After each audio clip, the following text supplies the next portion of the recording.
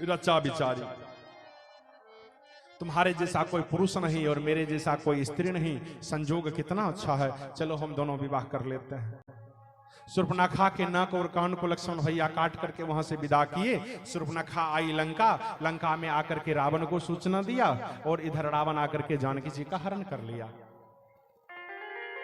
रावण जब जानकी जी का हरण कर लिया, हरण करने के बाद लक्ष्मण और राम जी जानकी जी को खोज रहे हैं दंडकारणी वन में, दंडकारणी में। अब यहीं से राम कथा का प्रादुर्भाव होता है। राम कथा का जन्म, राम कथा का शुरुआत यहीं से हुआ। कहां से? महादेव एक बार बाबा के मन में आया कि चल करके अगस्त ऋषि के आश्रम में कथा को सुना जाए। तो वहां गोस्वामी जी लिखते हैं एक बार त्रेता जुग माही, एक बार त्रेता जुग माही, शंभो गए कुंभज सिपाही, शंभो गए कुंभज सिपाही, शंभो गए कुंभज सिपाही, शंभो गए संग सती जग जननी भवानी, संग सती जग जननी भवानी, खोजे ऋषि अखिलेश्वर जानी, खोजे ऋषि अखिलेश्वर जानी। एक बार त्रेता जुग माही, शंभु गए कुंभज ऋषि पाही। रामचरितमानस बड़ा अद्भुत ग्रंथ है, बहुत अद्भुत ग्रंथ है। इसको समझने के लिए एक काम, एक सूत्र अपने जीवन में रखना होगा। गोस्वामी जी महाराज जो सनातन धर्म में योगदान दिए हैं, ये योगदान भला दूसरा कोई दे सकता है? लेकिन गोस्वामी जी अपने नाम में क्या लिखे? तुलसी दास, रवि दास, रय दास, कुंभन दास, सूर दास। ये जितने बड़े बड़े महात्मा हुए जिनका योगदान है इस सनातन धर्म में, वे अपने नाम में क्या लिखे? दास। हम आप दास बनने के लिए तैयार? दास बनने के लिए तैयार नहीं। यहां कह रहे हैं बाबा कि एक बार त्रेता जुग माही, शंभु गए कुंभज सिपाही।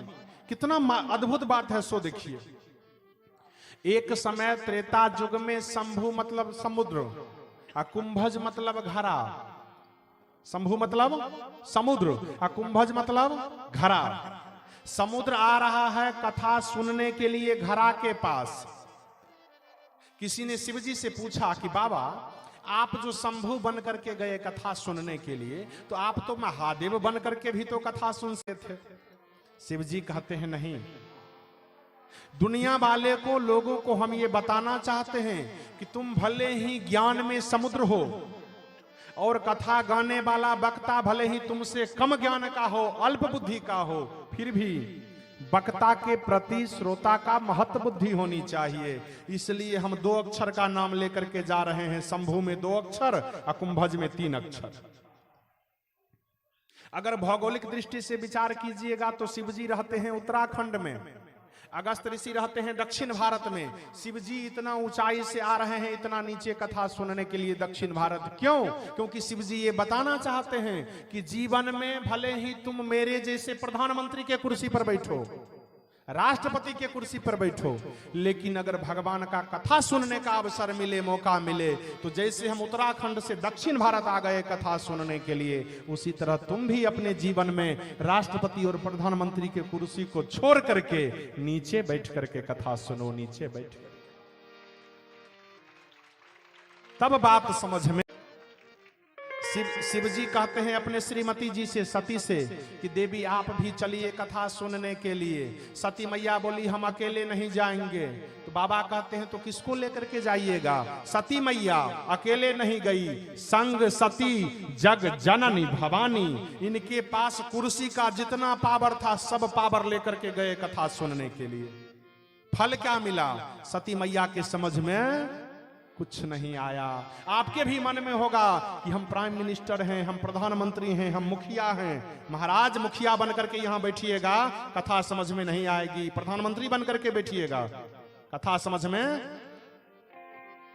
कथा समझने के लिए कुर्सी का जितना पावर है सबको पंडाल से बाहर छोड़ दीजिए। अपने आप को बिल्कुल नॉर्मल और साधारण व्यक्तित्व लेकर के बैठिए कथा सुनने के लिए, फिर देखिए कथा समझ में आएगी। बाबा कहते हैं सती से देवी, कुर्सी का जितना पावर है उसको छोड़ करके चलो कथा सुनने के लिए। मैया बोली हम कुर्सी का पावर नहीं छोड़ सकते हैं।